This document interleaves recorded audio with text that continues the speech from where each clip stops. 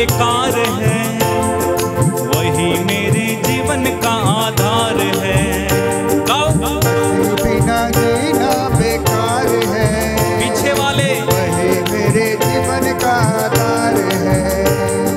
मसीह बिना जीना बेकार है, वही मेरे जीवन का आधार है।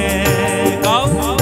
बिना जीना बेकार है, वही मेरे जीवन का आधार है। जीना मसीह है, मरना नफा है। जीना मसीह है, मरना नफा है। जीना मसीह है, मरना नफा है, ये जीवन तैयार। मसीह बिना जीना बेकार है। तालियां बजा के मेरे जीवन का।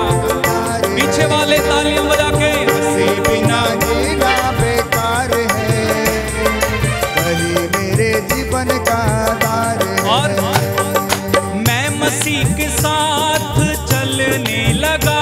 गाओ। मैं मसीह के साथ चलने लगा। मैं मसीह में हूँ, मसीह मुझ में है। मैं मसीह में हूँ, मसीह मुझ में है। मैं मसीह के साथ चलने लगा। मैं मसीह के साथ चलने लगा। मैं मसीह में हूँ, मसीह मुझ में है। मैं मसीह में हूँ, मसीह मुझ में है। क्योंकि आत्मा बिना जीना बेकार है, वही मेरे जीवन का आधार है। हाँ, आत्मा बिना जीना बेकार है, वही मेरे जीवन का आधार है। घूम घूम के एक साथ। मसीह बिना जीना बेकार है। सबको देख लो। मेरे जीवन का आधार है, मसीह बिना जीना बेकार है। मेरे जीवन का आधार है। दूसरा, क्रूस उठा के मैं चलने लगा। क्रूस उठा के मैं चलने लगा। मेरा दुल्हा यीशु मसीहा। मेरा दरबार यीशु मसीहा। क्रूस उठा के मैं चलने लगा। क्रूस उठा के मैं चलने लगा। मेरा दुल्हा यीशु मसीहा। मेरा दूल्हा यीशु मसीहा। क्रूस उठा के चलना मेरा काम है, अंत में स्वर्ग में विश्राम है। क्रूस उठा के चलना मेरा काम है, अंत में दो ताली में हाथ उठा के। मसीह बिना जीना बेकार है, वही मेरे जीवन का आधार है। मसीह बिना जीना बेकार है, वही मेरे जीवन का आधार है। आधार है। मसीह बिना जीना बेकार है, वही मेरे जीवन का आधार है। हाँ, जीना मसीह है, मरना नफा है। जीना मसीह है, मरना नफा है। जीना मसीह है, मरना नफा है। जीना मसीह है, मरना नफा है। जीना मसीह है, मरना नफा है, ये जीवन तैयार है। जीना मसीह है, मरना नफा है, ये जीवन जोरदार तालियां बजा के एक साथ। मसीह बिना जीना बेकार है, वही मेरे जीवन का आधार है। मसीह बिना जीना बेकार है, वही मेरे जीवन का आधार है। आधार है। मसीह बिना जीना बेकार है, बेकार है, वही मेरे जीवन का आधार है। आधार है। मसीह बिना जीना बेकार है, अपनी आंखें बंद रखें और गाइए। मेरे जीवन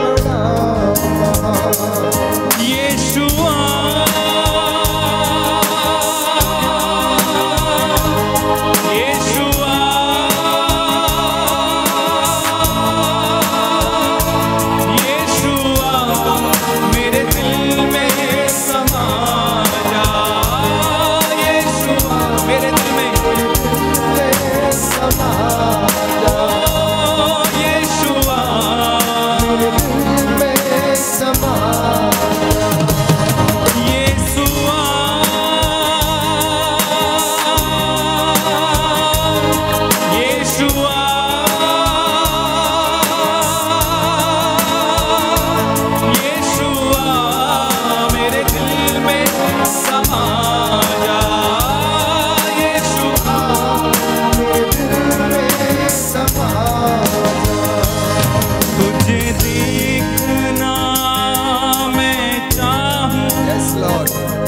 तेरे और यीशु करीब आऊं तुझे देखना मैं चाहूं, तेरे और यीशु करीब आऊं। तुझे देखना मैं चाहूं तेरे और यीशु करीब आऊं तुझे देखना मैं चाहूं, तेरे और यीशु करीब आऊं। कितना है तू प्यारा प्रभु तेरी महिमा मैं सबको सुनाऊं कितना है तू तेरी महिमा अपने हाथों को उठा ले अपने हाथों को उठा के यीशु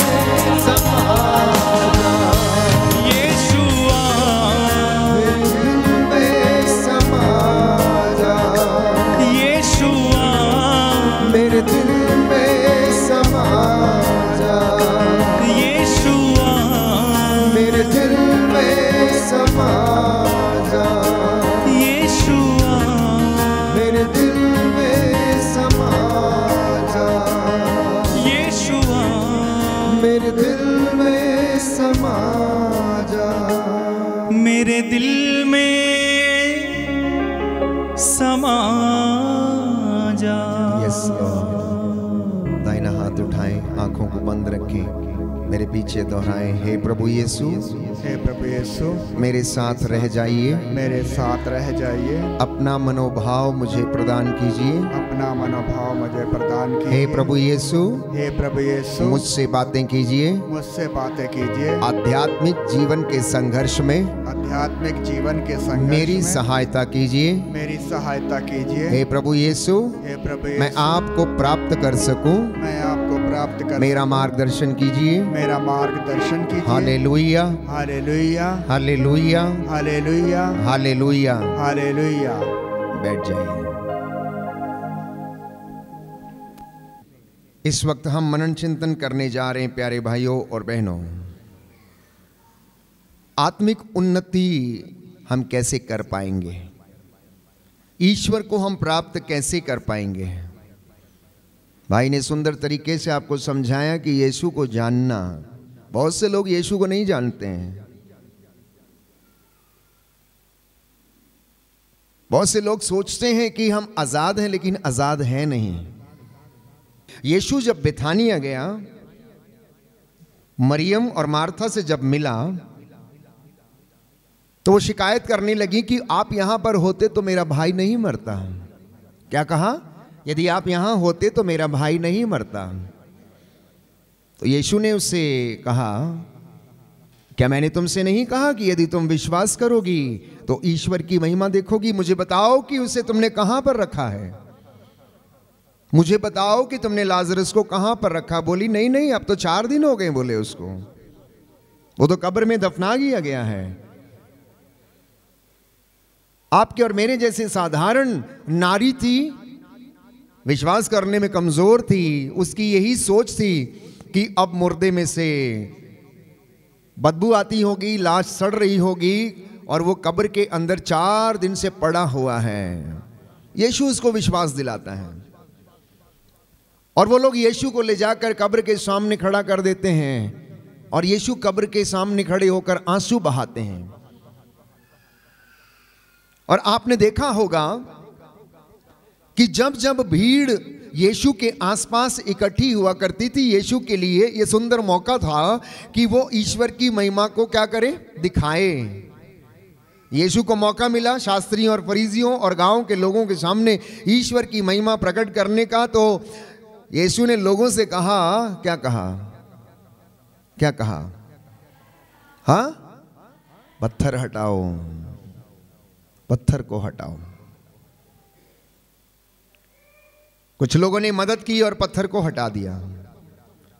अब यीशु ने जोर से आवाज लगाई, लाजरुस, लाजरुस बाहर आ जाओ। और लाजरुस क्या हो गया, बाहर आ गया और खड़ा हो गया। अगर आपने ध्यान पूर्वक ये वचन पढ़ा है तो यीशु ने कहा, इसके पट्टियां खोल दो, इसकी पट्टियां खोल दो। सुन रहे हैं आप ध्यान से, मेरी ओर ध्यान दीजिए, माता जी इधर ध्यान दीजिए, मैं बहुत गहराई की बात बता रहा हूं। यीशु ने क्या कहा, इसकी पट्टियां खोल दो। लाजरस जिंदा था लेकिन उसके हाथ और पैर बंधे हुए थे। जिंदा होने के बावजूद वो अपनी पट्टियां खोलने में असमर्थ था, अपने बंधनों को तोड़ने में असमर्थ था। पट्टियों में बंधे होने के कारण वो स्वतंत्रता से चल फिर नहीं सकता था। He was not freely able to move and walk. हालांकि वो जिंदा था। कभी कभी मेरी और आपकी जिंदगी में भी ऐसा ही है, हम जिंदे तो हैं लेकिन बंधनों में हैं। अपने आप ये बंधन हम नहीं तोड़ सकते हैं, किसी की सहायता की जरूरत है। किसी व्यक्ति की जो दुआ करता, प्रार्थना करता, ले हैंड करता या छुटकारा देता है यीशु के वचन के माध्यम से, वो आपको आजाद करता, आपके बंधनों को खोलता है, आंतरिक चंगाई के लिए प्रार्थना करता है और आपको डिलीवरेंस देता, डिलीवरेंस के लिए प्रार्थना करता। यीशु के नाम पर लोगों ने क्या किया, लाजरस के पट्टियों को खोल दिया और वो आजाद हो गया, वो स्वतंत्र हो गया। आज उन बंधनों को तोड़ने की आवश्यकता है। आप चलते फिरते हैं, जिंदा हैं, हंसते हैं, खेलते हैं, एक दूसरे से मजाक करते हैं, ध्यान रखते हैं, लेकिन जरूरी नहीं कि आप स्वतंत्र हैं। और वो स्वतंत्रता प्राप्त करने के लिए हमें यीशु की जरूरत है। प्यारे भाइयों और बहनों, we need someone to open the bondages, we need someone to break the bondages from our life, and that is Jesus. He is going to do. वो अपने आप अपने भक्तों के जीवन से उन बंधनों को वो तोड़ने के लिए जा रहा। इसलिए आत्मिक उन्नति यदि आप करना चाहते हैं तो कुछ बातों का ध्यान रखना होगा। हमने सुबह से लेकर अब तक मनन चिंतन किया, पाप क्या है, प्रायश्चित क्या है, प्रायश्चित से हमें क्या मिलता है, पाप के परिणाम क्या है। हमने इस बात पर भी मनन चिंतन किया कि यीशु मसीह हमें इन सारी बातों से क्या कर सकता है, आजाद कर सकता है। क्यों? क्योंकि उसके पास अधिकार है। उसे भाग्य पर अधिकार है, जीवन पर अधिकार है, मृत्यु पर अधिकार है, सृष्टि पर अधिकार है। परमेश्वर ने उसे सब नामों में सर्वश्रेष्ठ नाम दिया है। इसलिए वो व्यक्ति आपको और मुझे उन बंधनों से आजाद कर सकता है। उस आज़ादी को पाने के लिए हमें क्या करना, उसके पास जाने की आवश्यकता। और मैंने आपको बताया कि उसके वचन को सुनना, मनन चिंतन करना, और वो हमें आनंदित करता है। उसकी वाणी हमें आनंद प्रदान करती है, बंधनों को तोड़ती है। क्योंकि मैंने आपके लिए वचन पढ़ा था यिर्मयाह नबी के ग्रंथ अध्याय 23 पद संख्या 29 से, उसकी वाणी आग के जैसी है, हथौड़े के जैसी। जब ये वचन आप सुनते हैं तो शैतान डरता है, कांपने लगता है, चिल्लाने लगता है, कान बंद करता है, वो वचन सुनना नहीं चाहता है। क्यों? क्योंकि उसको मालूम है कि यीशु के वचनों में जीवन है, बल्कि शैतान के वचनों में जीवन नहीं है। यीशु ने उसकी परिभाषा दी योहन के सुसमाचार अध्याय 10 पद संख्या 10 में, और कहा शैतान मारने, चुराने और नष्ट करने के लिए आता, लेकिन मैं इसलिए आया हूं कि तुम जीवन प्राप्त करो, परिपूर्ण जीवन प्राप्त करो। आप सब लोग जीवन पाने के लिए आए हैं, यस और नो? आत्मिक उन्नति के लिए आए हैं, यस और नो? आप अपने पापों से आजाद होने आए हैं, यस और नो? बंधनों से छुटकारा पाना चाहते हैं, यस और नो? आध्यात्मिकता में बढ़ना चाहते हैं, यस और नो? क्या आप आज वादा करते हैं प्रभु से कि मैं आपके साथ रहूंगा, आप मेरे साथ रहिए? तो वो आपके साथ रहेगा, बशर्ते इन बातों पर ध्यान दीजिए। कलोसियों का पत्र अध्याय 4 पद संख्या 2। बहुत जल्दी में इन वचनों को आप नोट कर सकते हैं, लिख सकते हैं। जिनके पास बाइबल है आप, मैं पढ़ते जाऊंगा, आप लिखिए। और आध्यात्मिक उन्नति कैसे करें, उसके लिए बाइबल हमें क्या सजेशंस देती है, बाइबल हमें क्या बताती हैं। अगर आप आत्मिक उन्नति करना चाहते हैं तो हमें कुछ बातों का ध्यान रखने की आवश्यकता है। सबसे पहले कलोसियों को लिखते हुए संत पौलुस हमें बताता है, अध्याय 4 पद संख्या 2 और उससे आगे, अध्याय 4 पद संख्या 2 और उससे आगे लिखा है, आप लोग सजग होकर प्रार्थना और धन्यवाद में लगे रहें। पहली बात, उन्नति पाने के लिए, आत्मिक उन्नति करने के लिए प्रार्थना में सजग होकर धन्यवाद के निवेदन प्रस्तुत करते रहें और आप आत्मा में बढ़ते जाएंगे। दाहिना हाथ उठाकर मेरे पीछे दोहराइए, हालेलुया। प्रभु का वचन कहता है, कलोसियों का पत्र अध्याय 4 पद संख्या 2, आप लोग सजग होकर प्रार्थना और धन्यवाद में लगे रहें। Hallelujah, hallelujah. अगला वचन आत्मिक उन्नति के लिए पद संख्या 5, उसी अध्याय में पद संख्या 5, आप लोग बाहर वालों के साथ बुद्धिमानी से व्यवहार करें। वर्तमान समय से पूरा पूरा लाभ उठाएं अगर आप आत्मिक उन्नति करना चाहते हैं तो। जब भी आपको मौका मिले संस्कारों में भाग लेने का, संस्कारों को ग्रहण करने का, प्रायश्चित करने का, पाप स्वीकार संस्कार ग्रहण करने का, और बाहर वाले लोगों से आप क्या करें, बुद्धिमानी से व्यवहार करें। यह दूसरी बात है आत्मिक उन्नति के लिए। तीसरी बात, परिवार में आत्मिक उन्नति के लिए, पति पत्नियों के लिए प्रभु इस बात को संत पौलुस के माध्यम से ये वचन हमें देता है। अध्याय 3 पद संख्या 19 और उससे आगे, अध्याय 3 कलोसियों का पत्र पद संख्या 19 और उससे आगे, पति अपनी पत्नियों को प्यार करें और उनके साथ कठोर व्यवहार नहीं करें। वचन संख्या 20, बच्चे सभी बातों में अपने माता पिता की आज्ञा माने, क्योंकि प्रभु इससे प्रसन्न होता है। पिता अपने बच्चों को खिजाया नहीं करें, कहीं ऐसा ना हो कि उनका दिल टूट जाए। हालेलुया। दाहिना हाथ उठाकर वचन दोहराएंगे, हालेलुया। प्रभु का वचन कहता है, पति अपनी पत्नियों को प्यार करें, उनके साथ कठोर व्यवहार नहीं करें, बच्चे सभी बातों में अपने माता पिता की आज्ञा माने, क्योंकि प्रभु इससे प्रसन्न होता है। Hallelujah, hallelujah. तो आत्मिक उन्नति के लिए माता पिता का कहना मानना अनिवार्य, आज्ञा पालन करना अनिवार्य है।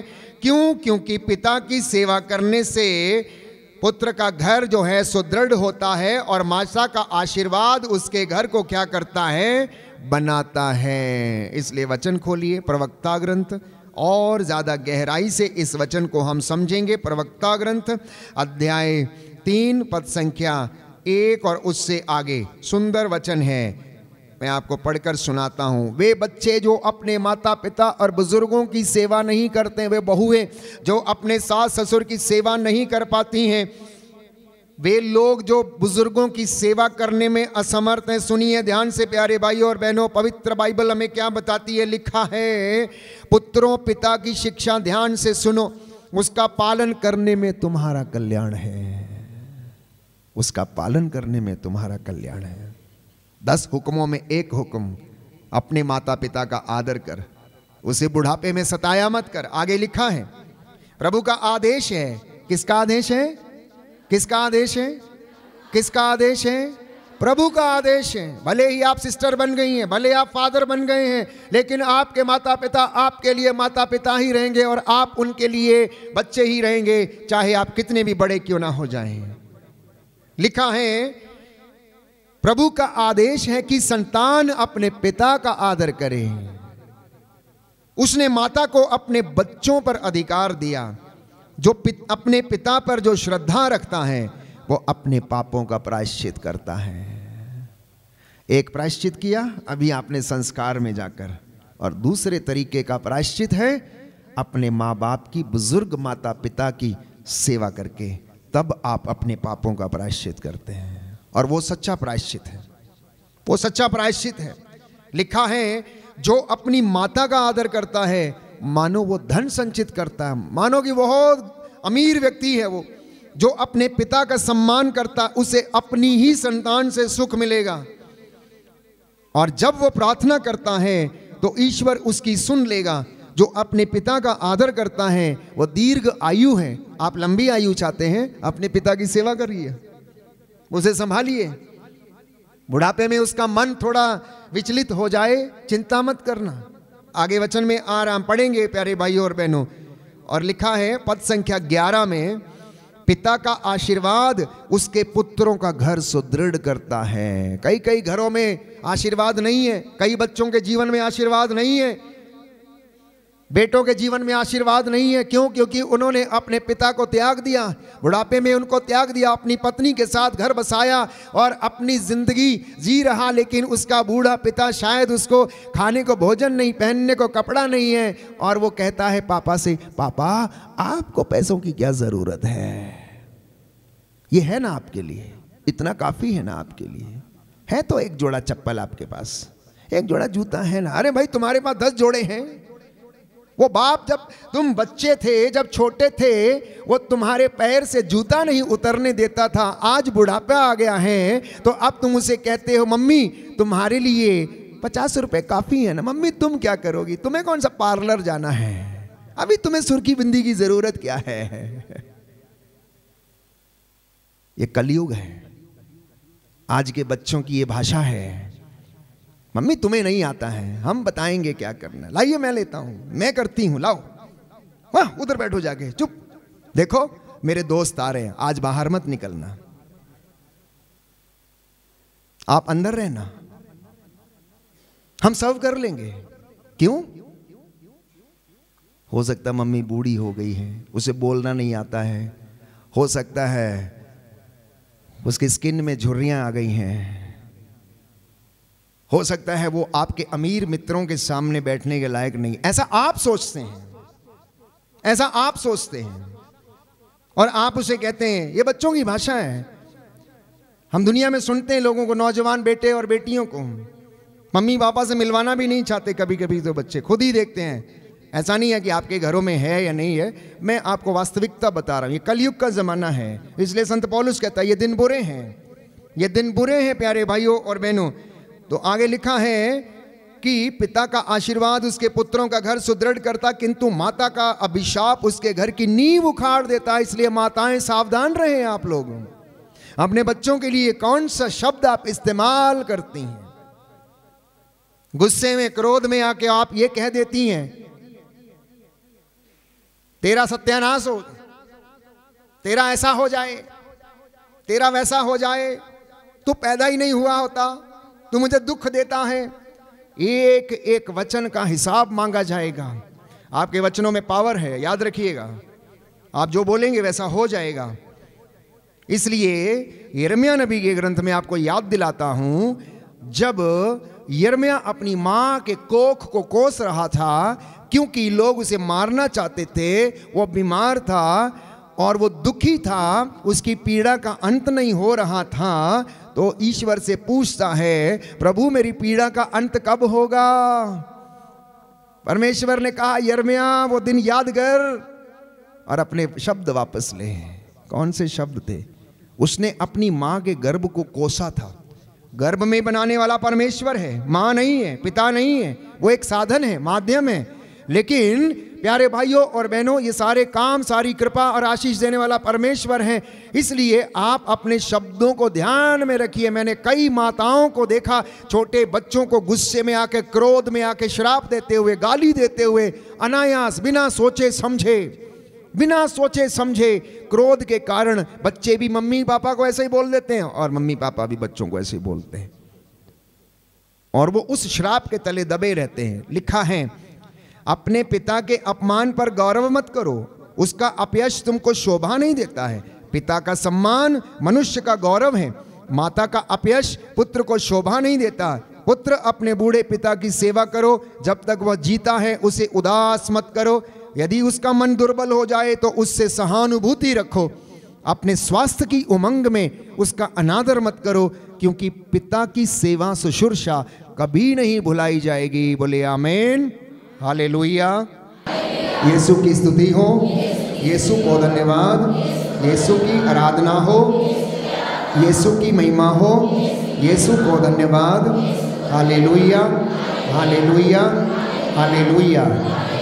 तो मैं आपको बता रहा हूं आत्मिक उन्नति कैसे करना है, परिवार में आत्मिक उन्नति कैसे करना है। और वचन हमको समझा रहा है कि पिता पर श्रद्धा रखना आपके पापों का प्रायश्चित है, पहली बात। दूसरी बात, अगले वचन में लिखा है, पिता की सेवा नहीं भुलाई जाएगी। और पद संख्या 16 में पढ़ते हैं, वो तुम्हारे पापों का प्रायश्चित और तुम्हारी धार्मिकता समझी जाएगी। मान लीजिए कोई व्यक्ति अपने बूढ़े पिता को बिना खाना खिलाए, रोटी खिलाए घर में छोड़ के आ गया है और यहाँ साधना में सेवा कर रहा है, उसके लिए रोटी नहीं है, तो ये आपकी धार्मिकता नहीं है, ये आपकी धार्मिकता नहीं है, ये आपका प्रायश्चित नहीं है, ये आपकी सेवा नहीं है। सबसे पहले वचन कहता है, तू उसके लिए इंतजाम कर, प्रबंध कर, और उसके बाद तू अपना काम कर, क्योंकि पिता की सेवा कभी नहीं भुलाई जाएगी, तेरे पापों का प्रायश्चित समझी जाएगी। आगे लिखा है, लोग तेरी विपत्ति के दिन तुमको याद करेंगे और तुम्हारे पाप धूल में पाले की तरह, धूप में, तुम्हारे पाप धूप में पाले की तरह गल जाएंगे। जो अपने पिता का त्याग करता है वो ईश निंदक के बराबर है, और जो अपनी माता को दुख देता है वो ईश्वर के द्वारा अभिशप्त है।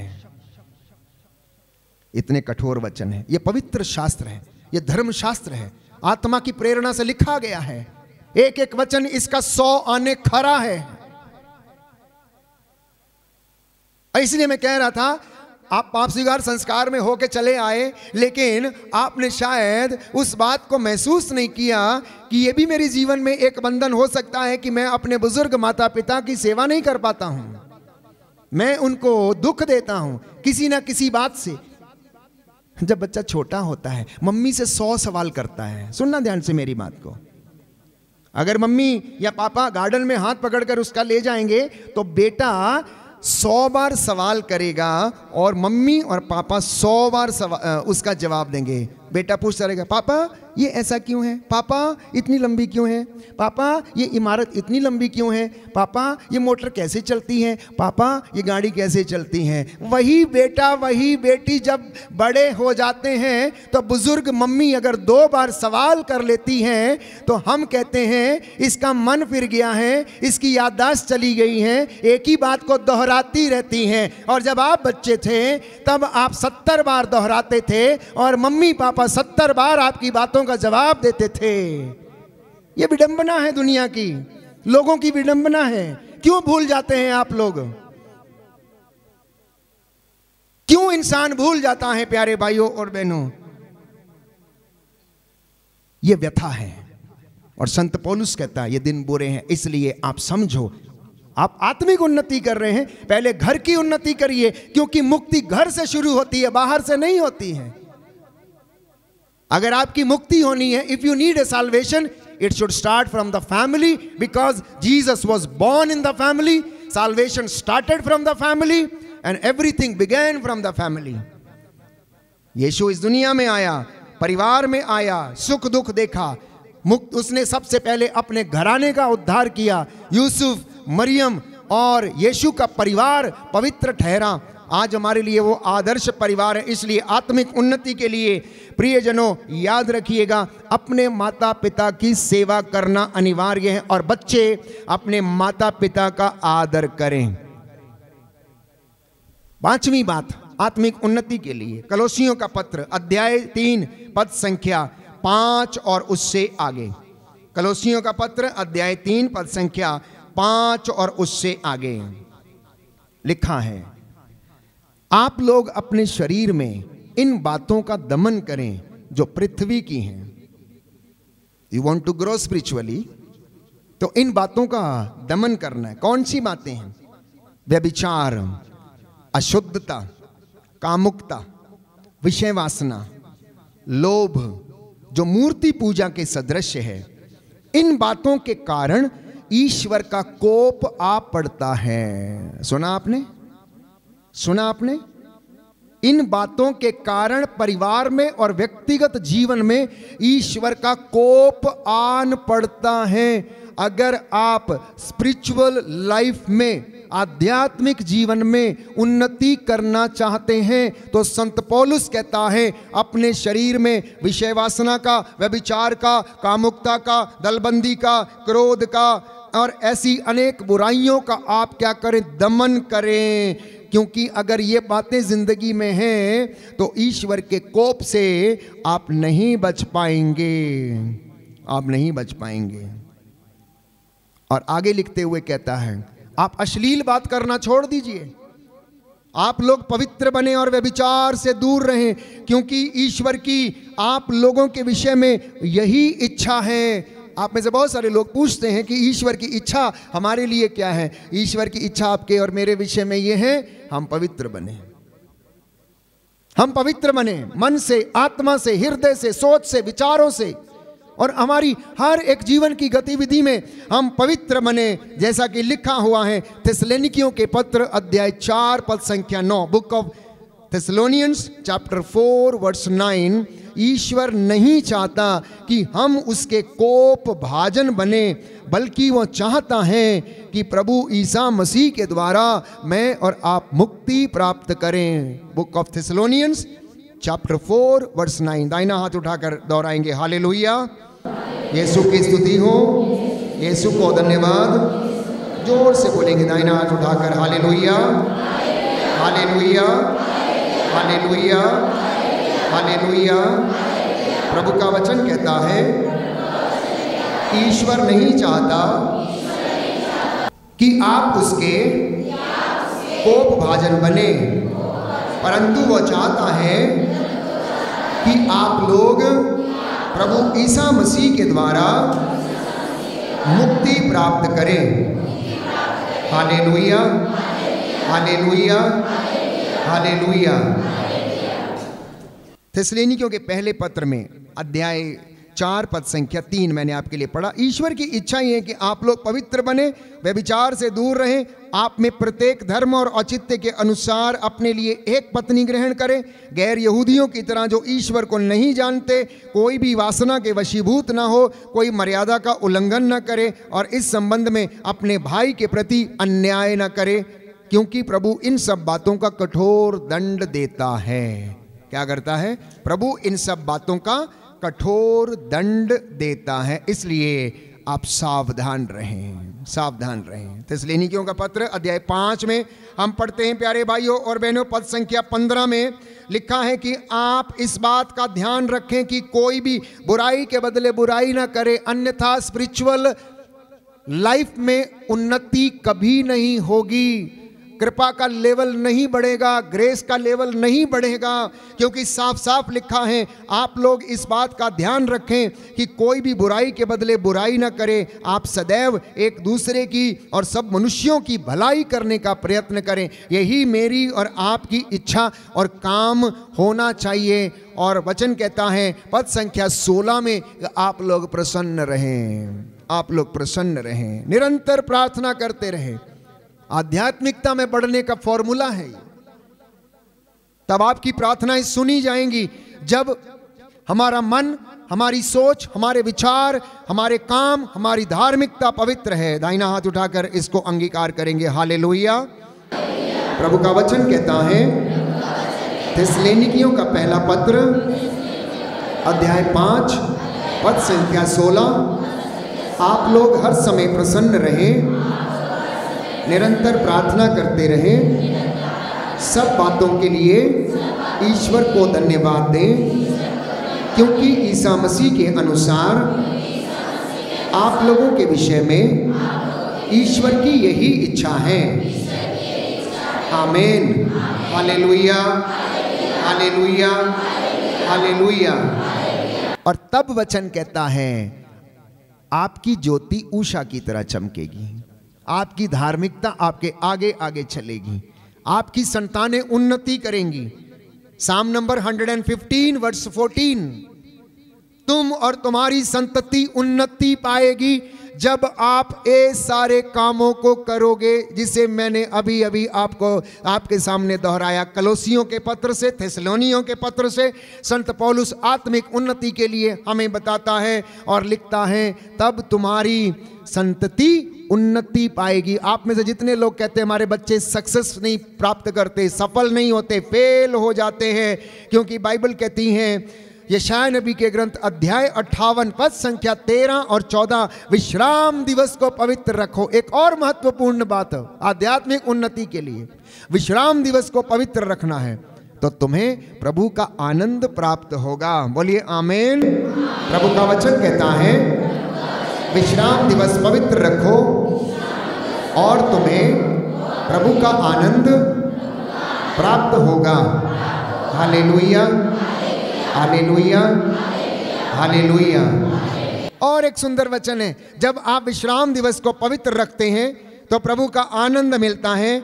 और विधि विवरण ग्रंथ अध्याय 28 पद संख्या 12 में लिखा हुआ है, तब आप जो भी काम करोगे वो सफल होगा। जिस काम में हाथ डालोगे वो सफल होगा, जिस काम को करने के लिए आप जाओगे वो सफल होगा, क्योंकि पवित्र बाइबल हमें यही बताती है। विधि विवरण ग्रंथ अध्याय 28 पद संख्या 12 लिखा है, प्रभु अपने आकाश का अपूर्व भंडार खोलकर तुम्हारी भूमि पर ठीक समय पर पानी बरसाएगा यदि आप उसकी ओर दृष्टि लगाओगे, विश्राम दिवस पवित्र रखोगे, माता पिता की सेवा करोगे, पवित्रता में रहोगे, आनंद में रहोगे। भरपूरी का परमेश्वर अपने अपूर्व भंडारों को आदेश देगा कि वह तुम पर उन्नति की वर्षा करेंगे। आगे लिखा है, वो ठीक समय पर पानी बरसाएगा और तुम्हारे सब कार्यों में तुम्हें आशीर्वाद देता रहेगा। तुम अन्य अनेक राष्ट्रों को उधार दे सकोगे, तुम्हें उधार लेना नहीं पड़ेगा। बोलिए आमीन। जो कर्ज लेते हैं प्रभु कहता है तुम्हें उधार लेने की जरूरत नहीं पड़ेगी, तब तुम लोगों को उधार दोगे। कहता मैंने तुम्हें नेता बनाया है, मैंने तुम्हें सिर बनाया है, पूंछ नहीं बनाया है। मैंने लोगों के पीछे चलने के लिए नहीं बुलाया, मैंने तुम्हें लोगों के आगे चलने के लिए बुलाया है। यह परमेश्वर का वचन है। Have you understood any time कि आपका इंपॉर्टेंस कितना है, आप कितने महत्वपूर्ण हैं, आप कितनी चुनी हुई प्रजा हैं, आप कितने बड़े लोग हैं। प्रभु ने जो दर्जा आपको दिया है, कहता मैंने तुम्हें नेता बनाया है और हम लोगों के पीछे चलते रहते हैं। कहता मैंने तुम्हें आगे चलने के लिए चुना है।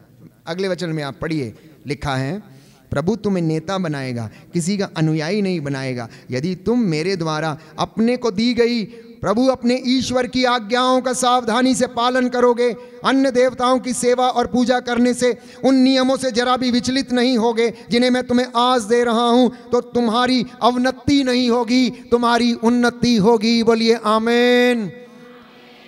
कब ये सब होगा? आत्मिक उन्नति कब होगी? जब हम ईश्वर की आज्ञाओं को मानेंगे, जब उसके नियमों का पालन करेंगे, जब हम वचन में चलेंगे, जब हम उसके लिए स्टैंड लेंगे, जैसा कि प्रभु के भक्तों ने, नबियों ने वो स्टैंड लिया और परमेश्वर ने उन्हें ब्लेस किया और आशीष दी, तब हमारे जीवन से हर एक प्रकार का बंधन टूटेगा और वो हमें आशीष और रूह का ताजा मस्सा और अभिषेक प्रदान करेगा। आत्मिक उन्नति के लिए एक और सुंदर वचन है प्यारे भाइयों और बहनों, इब्रानियों का पत्र अध्याय 12 पद संख्या 14 और उससे आगे। इब्रानियों का पत्र अध्याय 12 पद संख्या 14 और उससे आगे। सबके साथ शांति बनाए रखो, पवित्रता की साधना करो, क्योंकि इसके बिना ईश्वर के दर्शन कोई भी नहीं कर सकता है। सुना आपने? So many retreats you make, so many pilgrimages you go for, but you never retreat on holiness. पवित्रता की साधना कोई नहीं करता है। पवित्रता की साधना करने के लिए भी समय लगता है, कुछ सैक्रिफाइस करने होते हैं, कुछ उपवास करने होते हैं, जुबान पे कंट्रोल करना होता है। याकूब लिखता है, ये 2-2.5 इंच की जुबान 6 फीट लंबे शरीर को अपने कंट्रोल में करती, वश में करती है। मैंने कहा कुछ लोग बीड़ी के गुलाम हैं, कुछ बोतल के गुलाम हैं, कुछ गुटखे के गुलाम हैं, तो कुछ तंबाकू के गुलाम हैं, तो कुछ ज़्यादा बोलने वाली जुबान के गुलाम हैं। वो चुप रहती नहीं, कचर कचर कचर कचर कचर कचर दिन भर इधर उधर आगे पीछे कुछ ना कुछ करती रहती। अब आप सोचना बंधन कहां पर है। Just reflect and retreat yourself. What is the meaning of retreat? What is the meaning of retreat? Retreating yourself. अपने आप को फिर से पुनरावलोकन करके देखना, नए सिरे से देखना.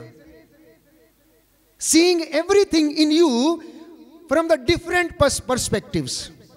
Not from the perspective which every one of you thinks. नहीं, अपनी समस्याओं को, अपनी परेशानियों को, अपने दुख को, अपने दर्द को नए सिरे से देखना शुरू कीजिए.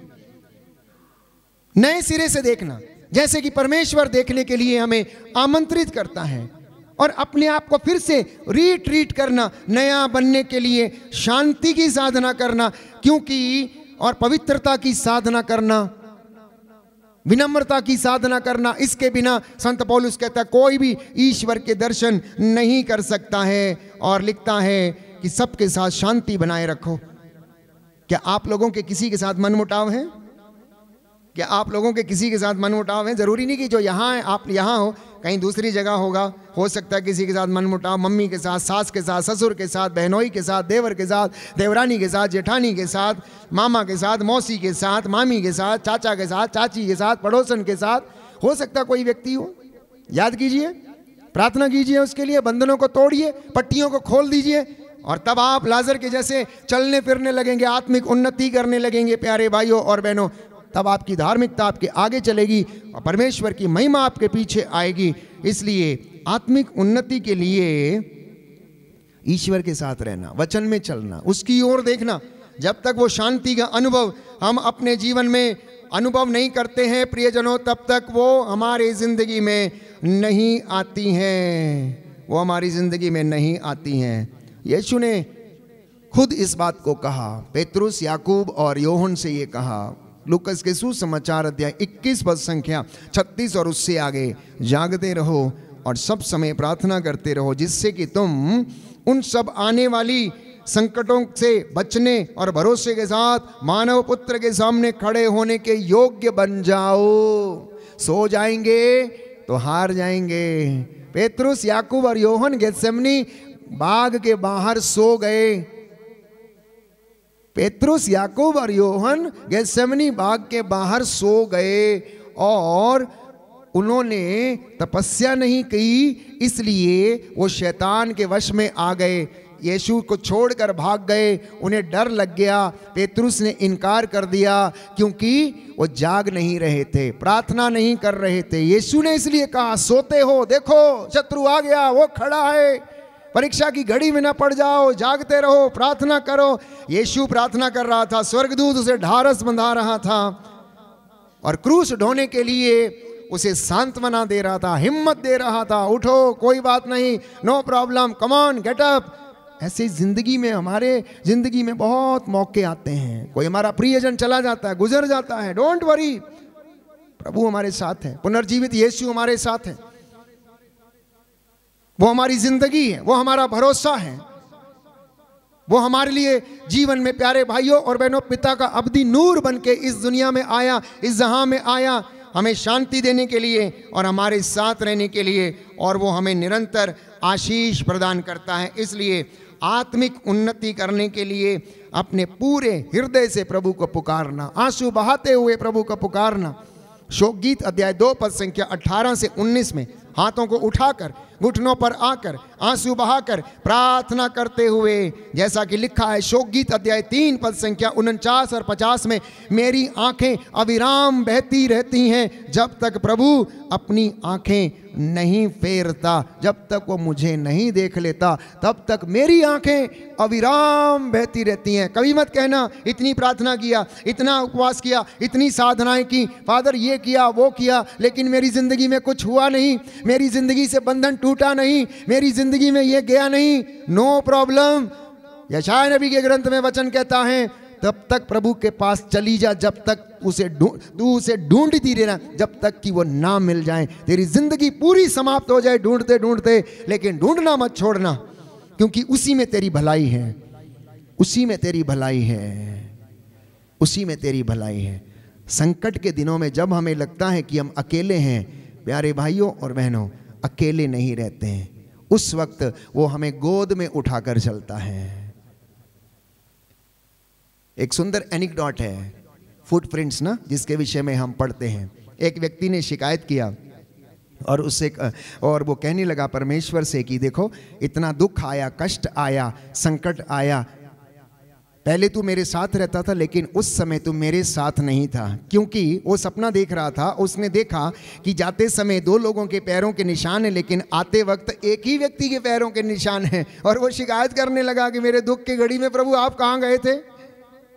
तो प्रभु ने जवाब दिया, जब दुख की घड़ी आ रही थी, तूफान तेरी जिंदगी में थे, उस समय वो चलने वाला व्यक्ति तू नहीं था, चलने वाला व्यक्ति मैं था। मैंने तुझे अपने हाथों में उठा के रखा था, मैं गोद में उठाया था, इसलिए तेरे चिन्ह पैरों पे, तेरे पैरों के चिन्ह जमीन पे नहीं है, मैं तुझे उठा के चल रहा था उस तूफान में। हे, हमको विश्वास करना है। वैसा ही बहुत सारे लोग, आज प्रभु मेरे घर में आएगा, आज मैंने बुलाया है। एक बुजुर्ग औरत प्रभु से बड़ा प्रेम करती थी, बड़ी धर्मी थी, और लोगों से कहने लगी, आज मेरे घर में प्रभु आने वाले, प्रभु आने वाले, प्रभु आने वाले। घर को सजाती रही, संवारती रही, सब कुछ कर लिया, सुबह से लेकर शाम तक इंतजार करती रही। सुबह एक भिखारी आया, बोली जाओ जाओ जाओ, जल्दी निकलो यहाँ से, फटाफट, घर गंदा मत करो, आज प्रभु आने वाले हैं। वो चला गया। एक और व्यक्ति मिलने के लिए, आज मेरे पास टाइम नहीं है, देखो, जाओ जाओ, परेशान मत करो, आज मेरे प्रभु आने वाले हैं। फिर से कोई तीसरा व्यक्ति आया, भिखारी बच्चा आया, उसने रोटी मांगी, नहीं, आज मेरे घर में प्रभु आने वाले, मैंने सजा के संवार के रखा है।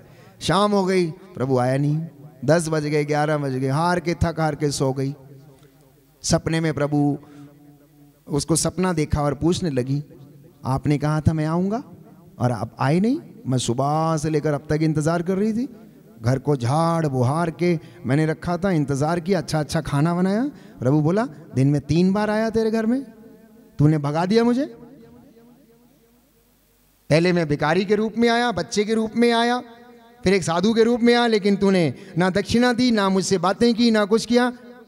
याद करना, प्रभु ने कहा, जो काम तुम मेरे छोटे से छोटे भाइयों और बहनों के लिए करते हो, वो तुम मेरे लिए करते हो। मदर तेरेसा ने कहा, अगर मैं इन गरीबों की सेवा कर सकती हूँ, इनके घावों को साफ कर सकती हूँ, तो इसलिए नहीं कि कोई मुझे इसका इनाम देता, लेकिन मैं इसलिए ऐसा करती हूँ क्योंकि मैं इनके चेहरों में अपने प्रभु यीशु मसीह का चेहरा देखती हूँ, इसलिए मुझे बदबू नहीं आती है। तो आपकी ज़िंदगी में ऐसे बहुत सारे मौके आएंगे।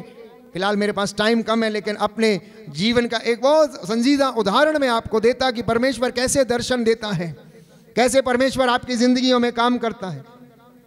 एक भी व्यक्ति जो आप ये प्रभु ने कहा मेरा पड़ोसी कौन है, इसके विषय में दृष्टांत सुनाया। प्रभु आपके पड़ोसी के रूप में आपके घर में आता है। स्वर्ग जाने का रास्ता पड़ोसी के आंगन से गुजरता है, इसलिए पड़ोसी का दिल कभी ना दुखाया करें। अपने को, अपने पड़ोसी को अपने समान प्यार करें। जो बाजू में सोता है, बगल वाले कमरे में है, ये सुंदर कहावत है, स्वर्ग का रास्ता पड़ोसी के आंगन से होके गुजरता है। तो यीशु ने इसका मतलब बताया, तुम्हारा पड़ोसी कौन है? जो तुम्हारी, जिसे आपकी ज़रूरत है वो आपका पड़ोसी है, और दुनिया का कोई भी व्यक्ति हो सकता है। इसलिए प्रियजनों, आज के इस पवित्र दिन में आत्मिक उन्नति करने के लिए मैंने बहुत सारी बातें आपको बताई हैं, और अगर और ज़्यादा गहराई से मनन चिंतन करेंगे तो वो आप रोज़ करते हैं, उपवास करते हैं, प्रार्थना करते हैं, मेडिटेशन करते हैं, मॉर्निंग प्रेयर करते हैं, इवनिंग प्रेयर करते हैं, ऑफिस ऑफ द रीडिंग करते हैं, आप सेवा के लिए जाते हैं, चर्च जाते हैं, तमाम बातें हैं। लेकिन मैंने कुछ और ज़्यादा गहराई से आपको बातें बताई। विनम्रता की साधना करो, होलीनेस की साधना करो, पवित्रता की साधना करो, शांति की साधना करो, अपने जुबान को कंट्रोल में रखने की साधना करना, मन विचलित ना हो इसकी साधना करना, अपने मन से, जीवन से कड़वाहट दूर करना, क्योंकि इन सारी बुराइयों से ईश्वर का कोप हमारे ऊपर आन पड़ता है, हमारे ऊपर आन पड़ता है। और प्रार्थना करना है किस तरीके से? याबेस की तरह। यदि आप पहला इतिहास ग्रंथ अध्याय 4 पद संख्या 9 पढ़ेंगे तो उसमें सुंदर प्रार्थना है याबेस की। उसने कहा, हम पढ़ेंगे पहला इतिहास ग्रंथ अध्याय 4 पद संख्या 9। जिसके पास बाइबल है वो खोलें ताकि आपको ज्ञान हो बाइबल खोलने का भी। पहला इतिहास ग्रंथ, first book of Chronicles chapter 4 verse 9। First book of Chronicles chapter 4 verse 9। First book of Chronicles chapter 4 verse 9 and 10। याबेस अपने भाइयों से अधिक सम्मानित था। उसकी माँ ने उसका नाम याबेस रखा था क्योंकि वह कहती थी, कष्ट सहते हुए मैंने इसे जन्म दिया है।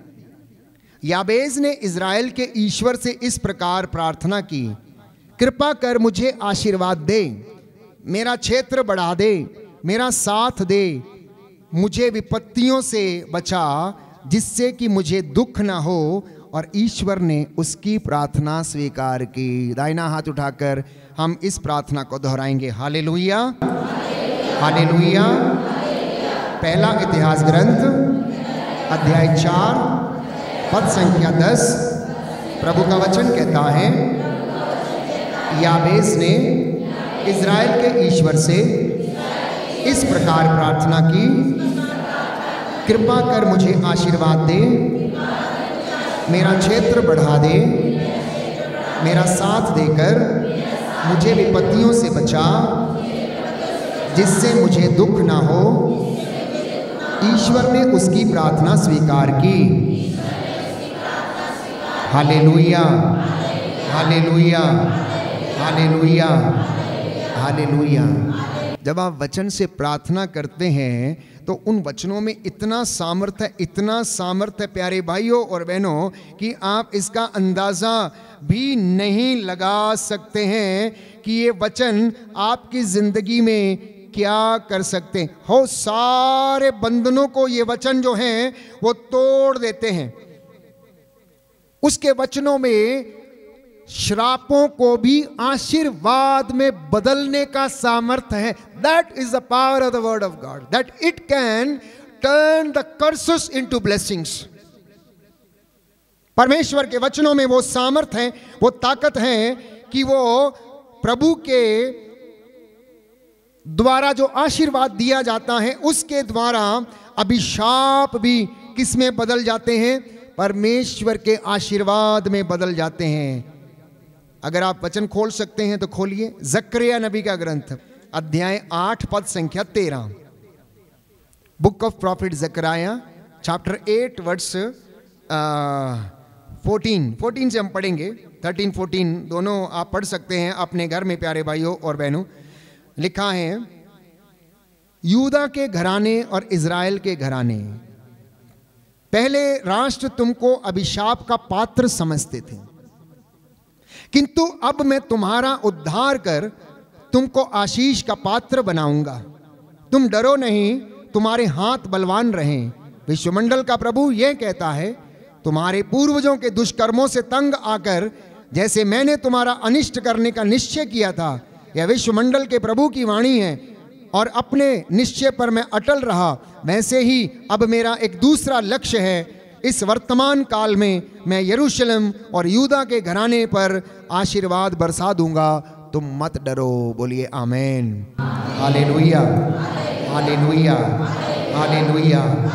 सुंदर बात है। यूदा के घराने से कहा जा रहा है कि पहले लोग तुझे अभिशाप का पात्र समझते थे, लेकिन अब मैं तेरा पुनरुद्धार करूंगा, तेरा उद्धार करूंगा, तुझे आशीष का मैं पात्र बनाऊंगा।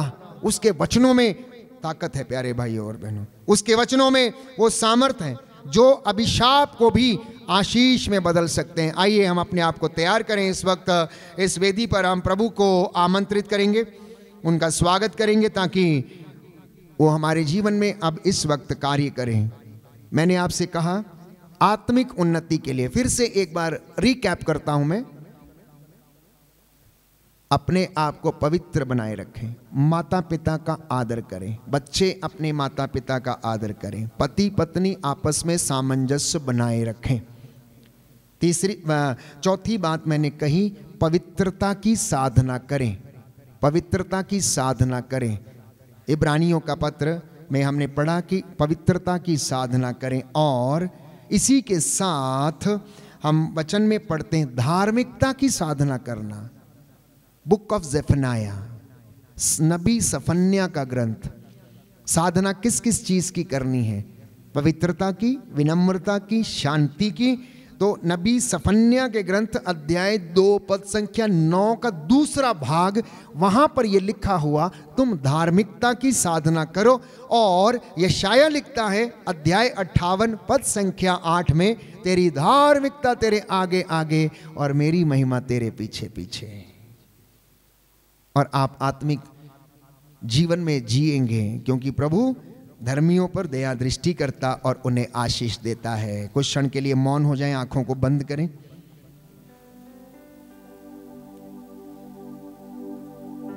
प्रभु का वचन हमारे हृदयों को भेदे और रहस्यों को खोले। आराधना हो आराधना, खुदावंद यीशु की आराधना। प्रभु हमारे बीच में आ रहे हैं, उनकी आराधना करें। और एक बार आराधना हो आराधना, फिर से गाएं आराधना हो आराधना,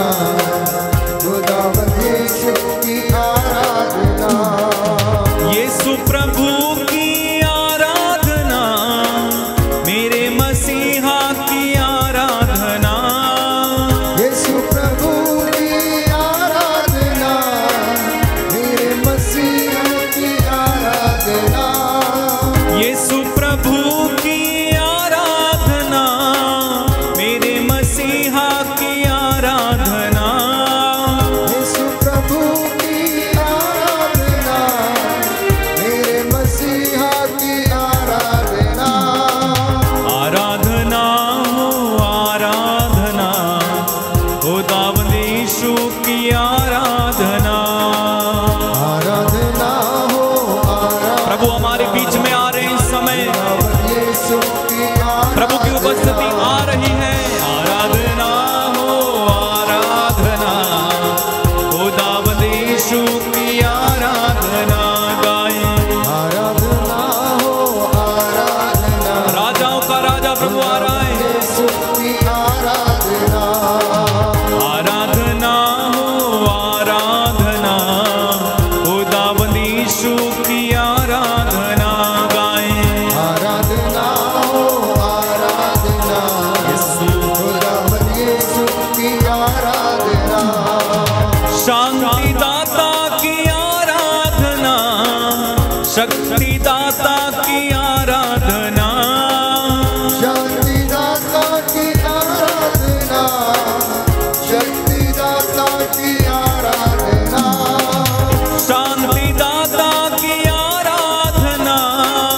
शक्तिदाता की आराधना, शक्तिदाता की आराधना, शक्तिदाता की आराधना। एक साथ आराधना हो आराधना, खुदावंद यीशु की आराधना गाएं आराधना।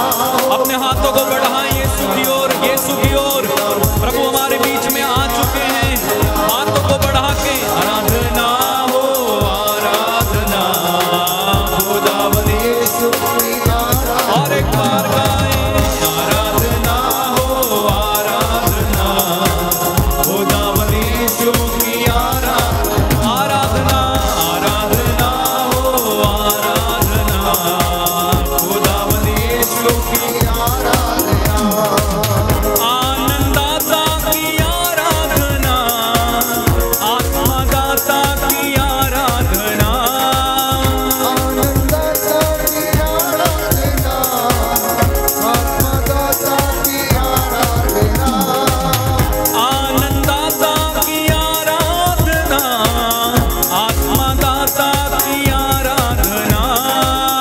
आनंददाता की आराधना, घुटना टेके आत्मदाता की आराधना। आराधना हो आराधना, खुदावंद यीशु की आराधना। आराधना हो आराधना, खुदावंद यीशु की आराधना गाएं आराधना हो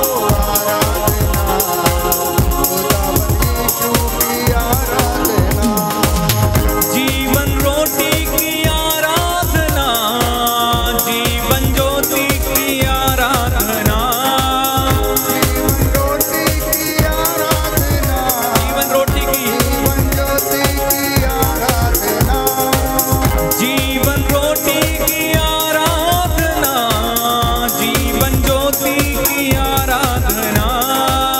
जीवन रोटी की आराधना, जीवन ज्योति की आराधना। एक साथ आराधना हो आराधना, खुदावंद यीशु की आराधना। फिर से गाएं आराधना हो आराधना, खुदावंद यीशु की आराधना। फिर से गाएं आराधना हो आराधना।